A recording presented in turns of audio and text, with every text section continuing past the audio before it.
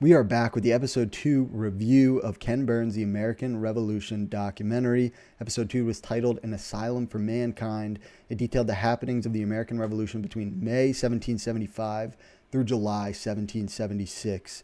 I'm going to hit on some macro topics of the episode, as well as get into some of the anecdotes provided by the historians and Burns himself throughout the episode, which I really think separates Ken Burns documentaries from other documentaries. Is Burns really humanizes the conflict, humanizes what happens 250 years ago through these anecdotes of regular people, which is really important and allows the viewer to situate themselves with what exactly was going on at the time. So the episode starts off, and it kind of shows that the 13 colonies really aren't all banded together in the mid-1770s. 1770, you had the Boston Massacre. In 1774, you had the battles of Lexington and Concord. But still, there was a lot of sentiment, especially in the southern colonies, that we still owe our livelihoods to the crown, to King George, and we want no part of this war. So you had this stark separation between what they called loyalists, who were loyal to King George, and the patriots, who were willing to fight for American independence. And you can kind of see how over time the episode does a good job of portraying, how the battles become more bloody, more people start turning to the patriots' side.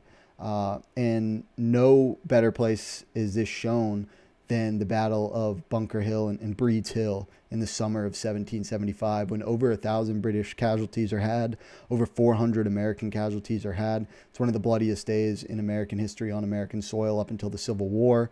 And of the 1,000 casualties of British soldiers, that was nearly 40% of their fighting force stationed in Boston, which was the bloodiest day for the British Army up until World War I. So at this point in time, there's really no going back.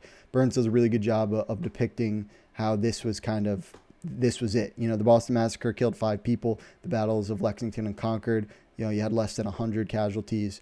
But now it was really boots dug into the ground. We are here. We are stationed outside of Boston, and there really is no turning back. It was at this time that George Washington was appointed general of the Continental Army, the first of its kind on American soil. And right after the Battle of Bunker Hill, he traveled up to Boston, expecting 20,000 soldiers. There was only 14,000 there.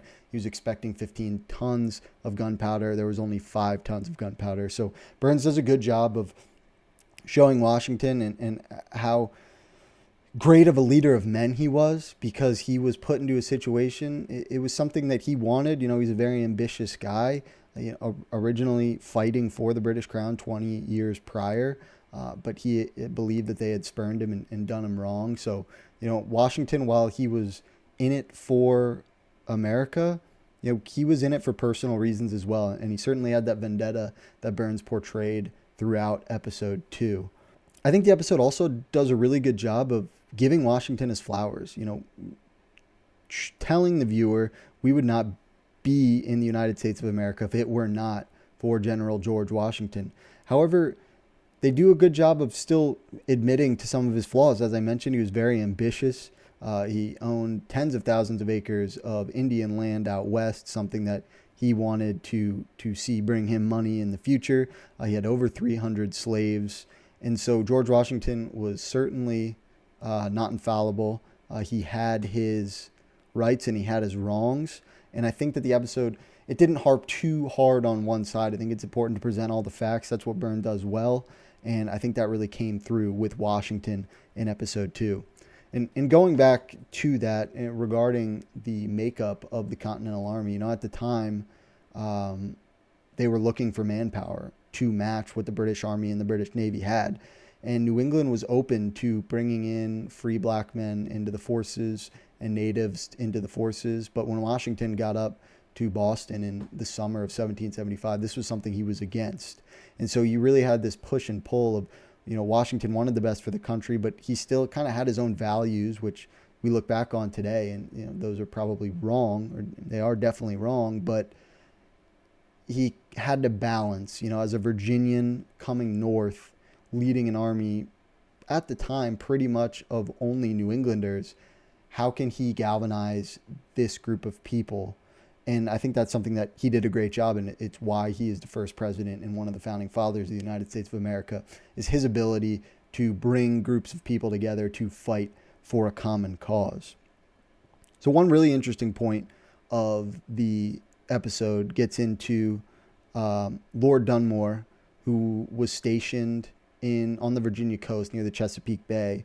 When he saw that Washington was not going to allow freed black men into the army, nor was there even a question about slaves fighting for the Continental Army, Lord Dunmore proposed that any slave that fled to them would be allowed to fight for the British monarch. I think this created real dissension from the many Americans, because Britain was going no holds bar. They were going, these are our territories. We're going to do what we want here. And I think Washington realized that this was something that could really affect who he wanted to be after the war, which was, a plantation owner who made lots of money from slave labor. So I think that was really important.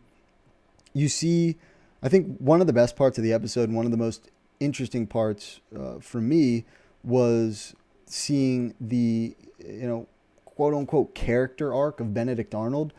Most people, know the name Benedict Arnold. They don't know the complete backstory. That he's a traitor. The episode brings him up at the beginning, and then towards the back half, they detail his expedition leading 1,000 men up through Maine in an attack on Quebec, Quebec City. There's a fort up there with about 700 British army men stationed. And I think this is really important because throughout this whole time, all you hear about Benedict Arnold is how great of a leader he is, how great of a general he is, one of the best generals that the Continental Army had. And so if you're going into this documentary with limited or no history on who Benedict Arnold is, through episode 2, you're like, this guy is a real badass. The Americans end up being thwarted at Quebec City. Many die, over 300 are captured, and Arnold limps his way back down to Fort Ticonderoga in New York.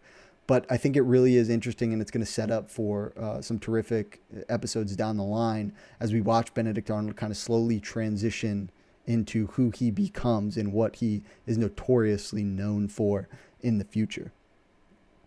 Specifically on the invasion of Quebec City, this was the first time that I've seen Ken Burns deploy what I would call computer graphics when depicting a battle. Typically you see old-timey maps, and soldiers are stationed with, red and blue blocks, and there's arrows and things of that nature, and we can all picture that.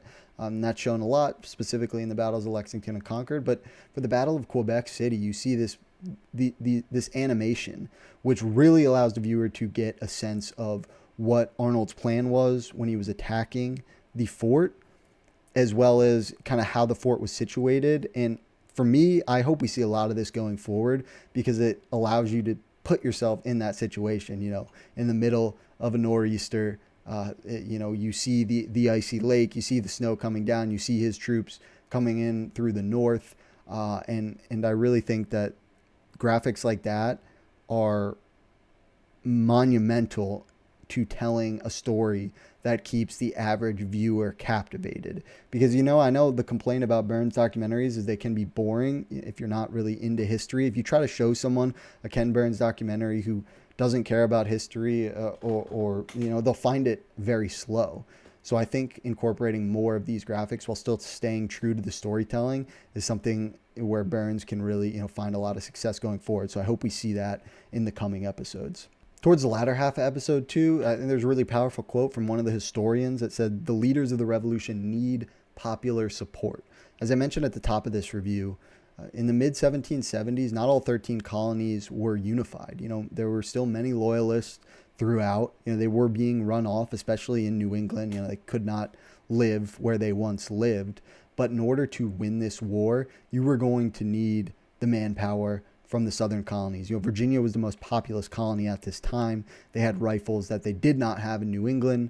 And so I think episode 2 does a good job showing why George Washington was the pick, why he was assigned general of the Continental Army. Not only because he had a lot of battle experience, he was a great leader. He stood 6'3" tall, very ambitious, very courageous, but he was from Virginia. And I think this was something that the founding fathers in the Continental Congress saw as could be a unifier of all 13 colonies, because you would need all that manpower to win a war against the British Army and Navy.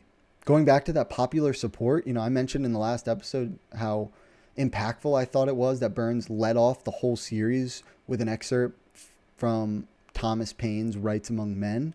They talk a lot about Thomas Paine's Common Sense, his pamphlet that was released in early 1776, and how it had a profound impact on the American people. It was something that spoke to the Americans as though they were a unified people.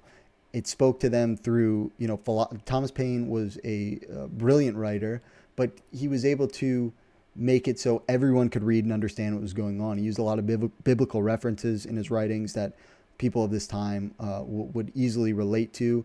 And that was, another front that allowed the colonies to unify together. One of the more foundational pieces of the second half of episode 2 is when General Washington sent Henry Knox up to Fort Ticonderoga to retrieve 50 British guns that the Continental Army needed to lay siege on Boston, where the British were stationed. Up until this point, Washington and the Continental Army had no way to attack the British at Boston without these heavy guns. So he sent Knox out, which was a tall task to bring 64 plus tons of guns 300 miles from upstate New York to the outskirts of Boston. One of the historians described it as, Hannibal crossing the Alps, when Hannibal did that with all his men and his elephants.